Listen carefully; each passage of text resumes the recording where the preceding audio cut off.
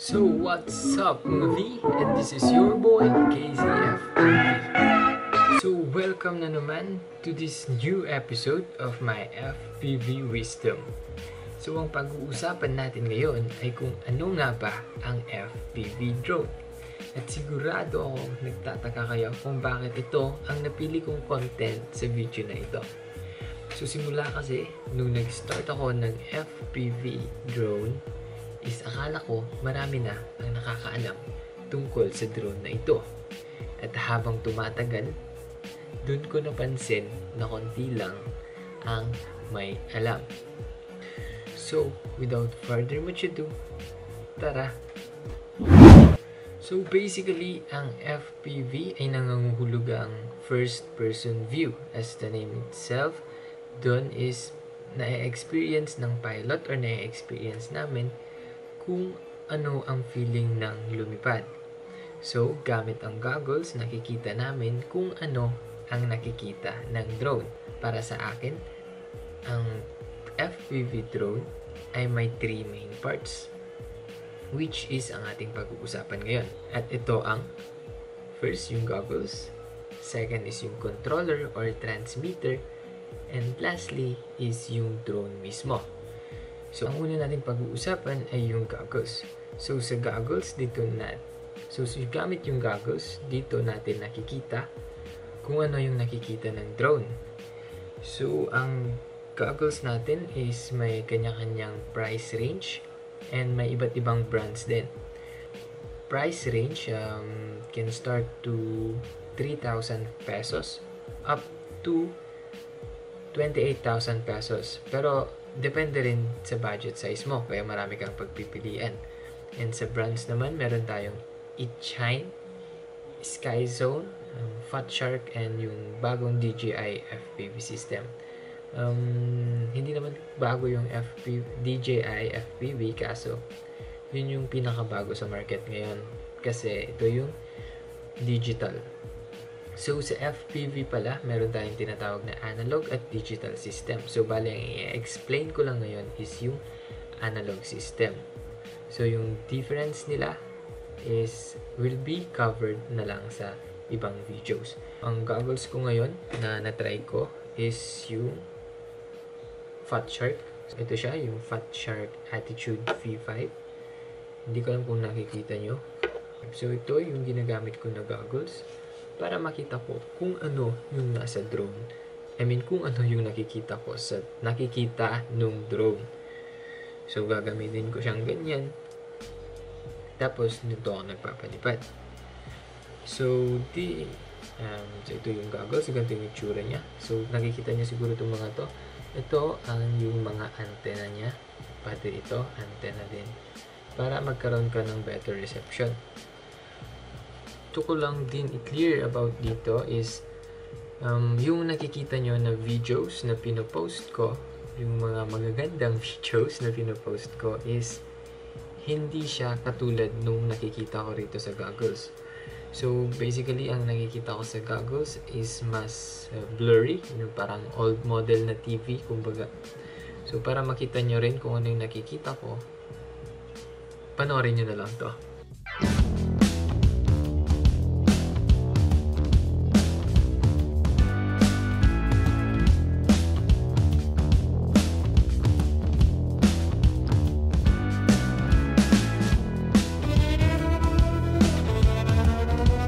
So yun, basically, hindi naman siya ganun kapangit. Pero yung pagka-record lang dito, kasi may recorder din siya dito. Sasaksakan mo siya ng micro SD card.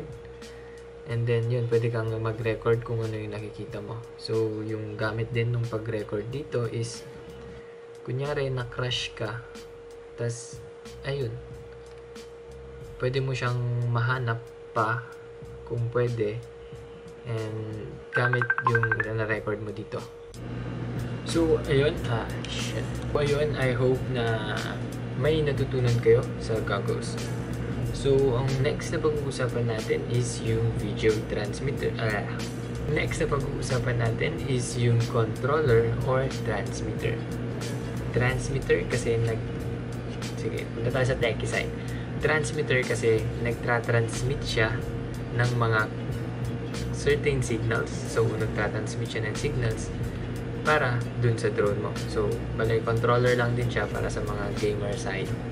Para mas simpleng pag-usapan. So, ang controller natin is marami na namang pagpipilian and marami na namang brands, and yung price range natin aabot sa 3,000 to 16,000. Hindi ko alam kung ano mas may mahal pa dun sa 16,000 kasi itong gamit ko ngayon is yung Taranis na FR Sky, yung brand FR Sky.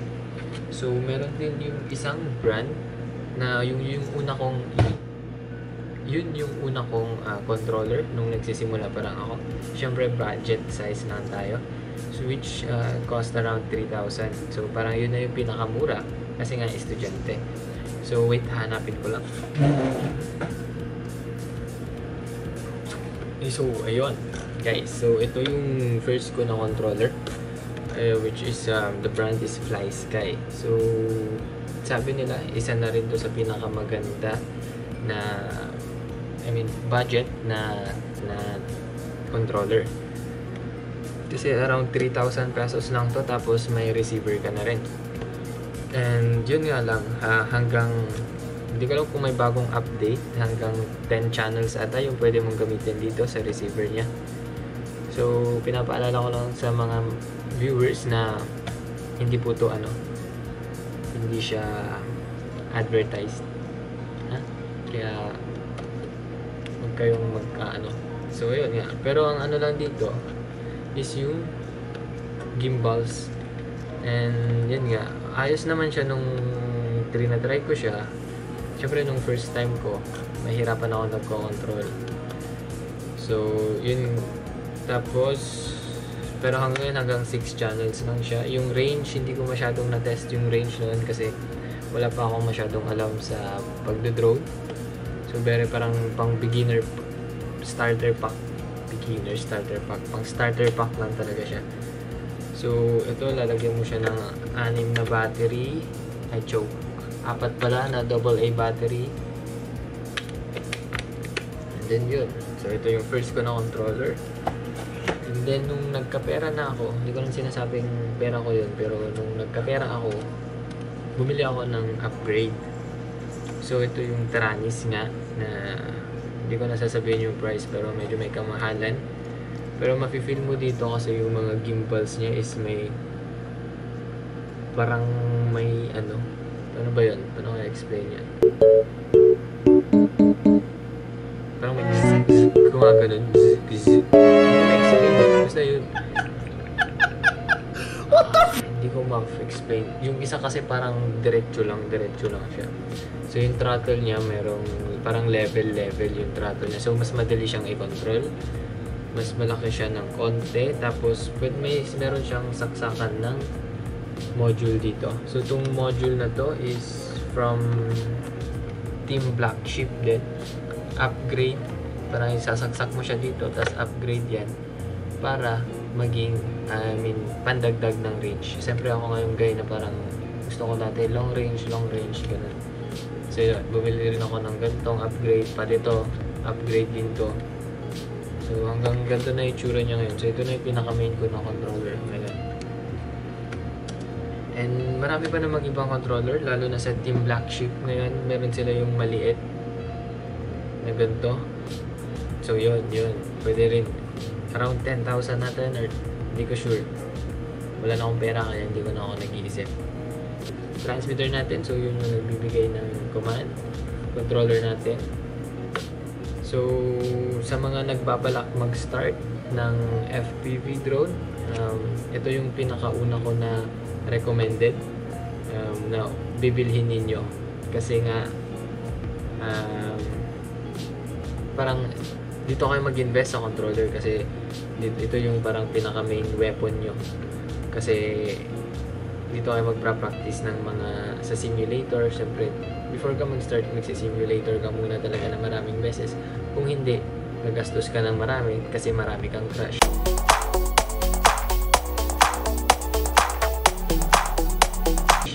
At yun, bahala ka dyan kung ayaw mo maniwala. And lastly, yung pag-uusapan natin, yung main part natin is syempre yung drone itself.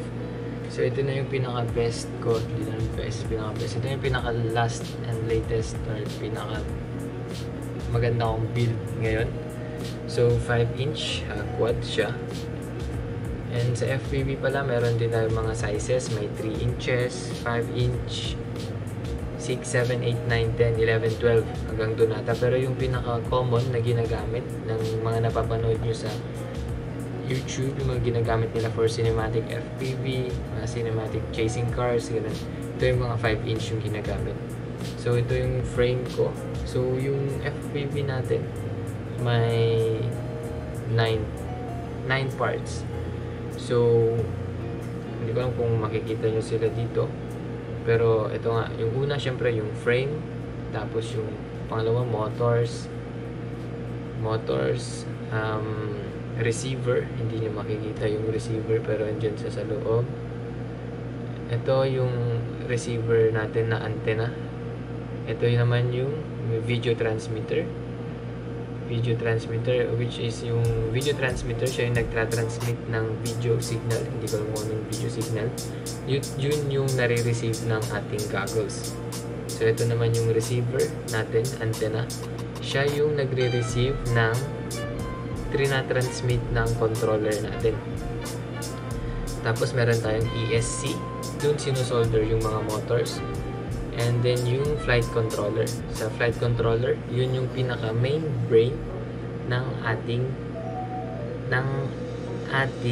drone. So siya yung magsasabi kung balance ba siya, kung hindi siya balance, so siya yung magsasabi. Siya rin yung magsusupply ng power dun sa video transmitter, receiver, and FPV camera. So yun yung last part natin, yung FPV camera.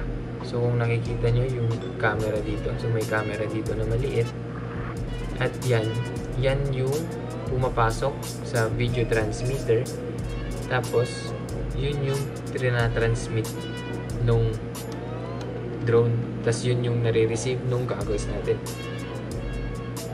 So tapos yung propeller, just a little tip.